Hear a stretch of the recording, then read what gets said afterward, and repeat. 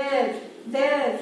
I stiffened when I spotted the figure next to the parking space. Tall and lean with a long beard, blood drained from my face. My hands turned cold. I couldn't see his face, which was turned the other way, but I was certain it was him. I stood motionless. I touched the dark blue pendant dangling from my neck. I clutched it tightly in a hope that it would help me, but the sweat trickling down my neck smooshed it with the salt and water from my body. Mama! Mama! It was Vicky, my son, shouting at the top of his voice. He was eager to enter the annual fair. I smiled and nodded. My eyes swept back to the parking area. Where had he gone? I yanked the children close to me. What if he reappeared? Was I prepared to meet him?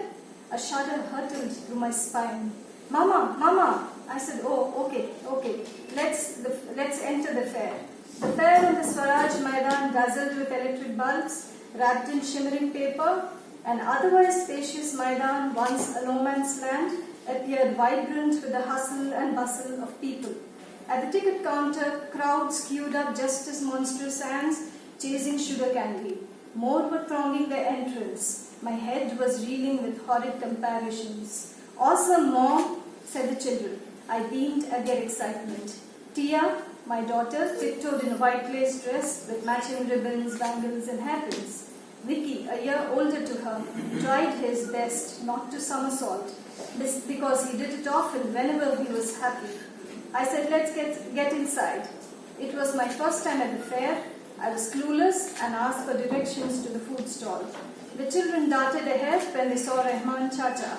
He embraced Vicky and Tia and said, Varsha, you are here? Rahman Chacha offered to help me set up the stall at the annual fair.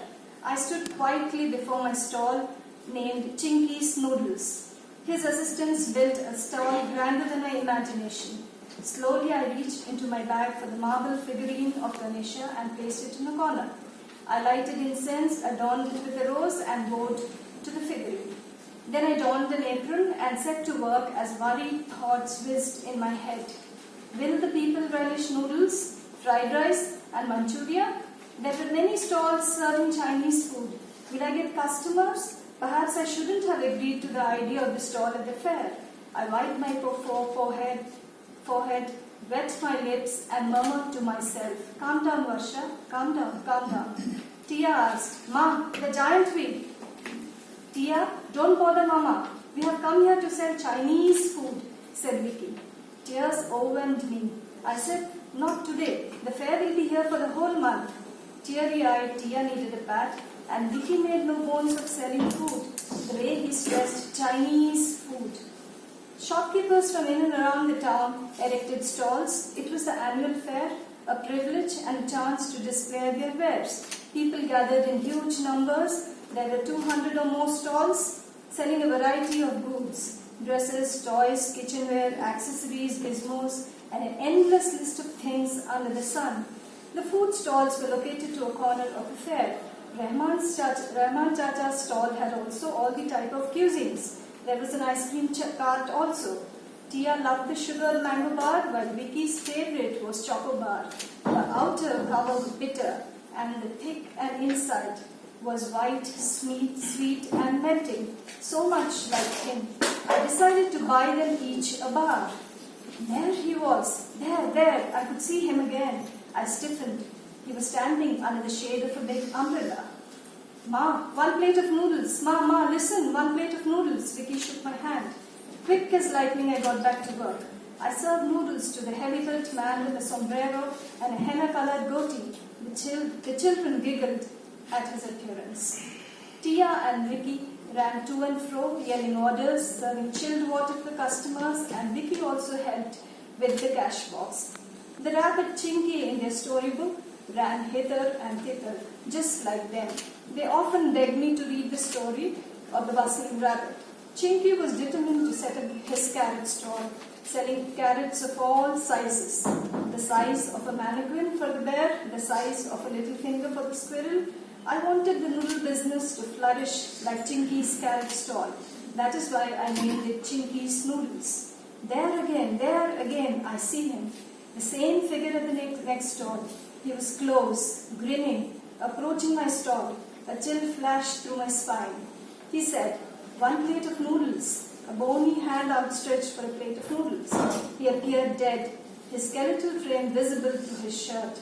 A beard, overgrown, knotted at places, hair unkempt. Gosh! "Ma, noodles, noodles!" Vicky looked quizzically at me.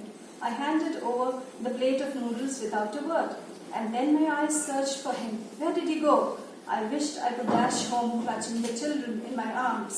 "Ma, 3 plates of fried rice with extra chili sauce on one." Vicky was clinking the wok with a ladle. For once, I was relieved that he brought a different order and not the noodles. I smiled at Vicky's enthusiasm while my mind continued its peregrinations. The Maidan was a barren land burdened with powders. One afternoon, while hurrying home from the vegetable mart, I took the shortcut road adjacent to the Maidan. I remembered how the ruffians whistled and guffawed. A hag with a goiter squatted under a bull moher tree. She smiled at me, and when she extended her hand, I pedaled harder. There were a few tents in the middle of the Maidan, and gypsies dressed in clothes embossed with beads and mirrors wandered aimlessly from one hut to another. Some unclean children rolled in the mud. A kid sprinted in front of my cycle. I clutched the brakes and jumped on the cycle. A bimbo chased him with a stick. She stopped a second, stared at me, and rushed after him. Hearing the ruffians laugh behind my back, I scrambled onto my cycle. The mirage gave me vertigo, but I did not stop till I reached home. Then Mom Chacha warned me not to use the shortcut. The same Maidan has been transformed into this lovely fair. Unbelievable. "Ma, see that auntie? Ma, see that auntie? Red lips, brown face, black eyes, orange hair," whispered Tia. Handing 2 plates of vegetable balls to the woman loaded with makeup, I put a finger on my lips. I signaled Tia not to make fun of everyone, just like her father Chandu. 2 years back, one day, Chandu never returned from work. We searched everywhere, but we could not find him. When he was young, he walked away. For a month, said his friends. I blurted, "Walk or flee?" He didn't have any job, so he was frustrated and was under pressure, said another. Pressure? Was I the pressure or the kids the pressure? Chandu often chanted. Vicky the engineer and Tia the teacher. It resounded in my ears. When he left, my life was shattered. I was unable to manage Vicky's tantrums and I spanked him. Tia ran a high temperature for several days. I cursed the ditching times. I wished his friends were right, and he returned home to me and to the kids. I waited for 4, nearly 5 months. My parents insisted that I return home to their home in another town. I stayed there because I believed he would return. Rahman Chacha and his wife, our neighbors, took care of me. Chacha owned a restaurant and it was his idea to start the noodle business. I was reluctant, but then I agreed. Over several days of practice, I was able to master juliennes, the fine, elongated strips of cabbage and carrot. Your life is etched under a sword. Doesn't matter, even if you take time, but you must do it. Because if you have done this, think you have mastered the art of living. Chacha's words sounded frightening, but toughened me. I had only one thing on my mind, to fulfill Chandu's dream.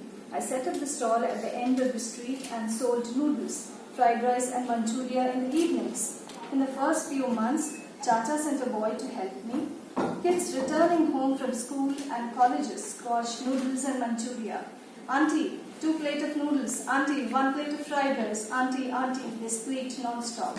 My business picked up and I hired an assistant to help me. It was a daunting phase, but I survived. So Chacha suggested that I open a stall at the annual fair, and here I was. My thoughts ping-ponged back to Chandu. Rumors about him spread in the neighborhood. They spotted him with the hermit on the hill, on the outskirts of town, locked one over the other. What has he become? What has he become? His words resonated.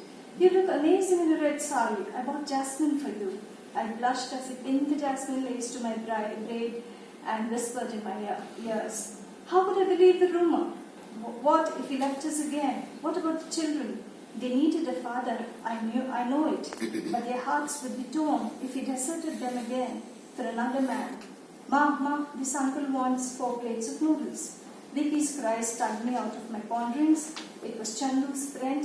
I didn't want him to notice my shaky fingers as I served the noodles. That night I sobbed, wetting the pillow. It was the same pillow that I shared with Chandu. I grabbed one of his shirts and my hands and lips quivered like a nascent leaf. My mind was almost in a daze. Thank you.